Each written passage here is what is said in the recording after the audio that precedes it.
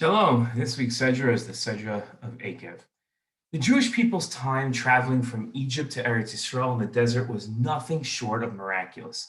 Leaving aside the millions of people surviving 40 years in a hot and uninhabitable desert, the Jewish people experienced splitting seas twice, defeating enemies four times, rocks giving forth water, bread falling daily from the sky, and of course, the giving the Torah at Har Sinai. This week, we read of one more miracle, the Jewish people's clothes not wearing out.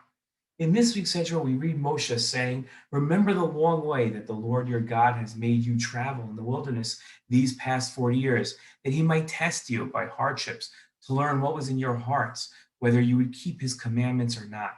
He subjected you to the hardship of hunger and then gave you manna to eat, which neither you nor your fathers had ever known. And why? In order to teach you that man does not live on bread alone, but that man may live on anything that the Lord decrees. The clothes upon you did not wear out, nor did your feet swell these 40 years." In his explanation of how the Jewish people's clothes didn't wear out, Rashi wrote, "The clouds of divine glory used to rub the dirt off their clothes and bleach them so that they look like new white articles. And also, their children, as they grew, their clothes grew with them, just like the shell of a snail, which grows with it." Ibn Ezra took a different approach than Rashi, offering three different explanations for just how the Jewish people's clothes in the desert didn't wear out. Some say their clothes didn't wear out via miracle. That was the Ibn Ezra quoting Rashi in his first explanation. But the Ibn Ezra continued with a different approach. Others say that the Jewish people brought out many garments from Egypt. There was no miracle. Ibn Ezra concluded, though, with his own opinion. However, it is most likely the nature of the mun didn't produce sweat, and therefore didn't worry about their clothes. Ramban took issue with Ibn Ezra's opinion that the mun was the cause of the garments not being worn out. His words are not correct, said the Ramban. For Moshe mentioned the clothes not wearing out to the Jewish people in order to teach when the Jewish people observe the mitzvot, the commandments of God, they will have food, clothes, and renewed strength. Even as they lived by the month 40 years, they had clothes. All of this was miraculous. But if you were to cover a piece of wood with new cloth, it would wear out in 40 years, even there's no sweat.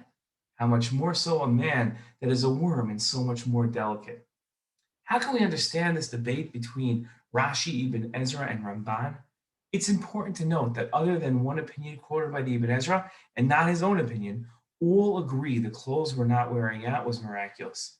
This is important to point out. The only way to know where scholars disagree is to know where they first agree.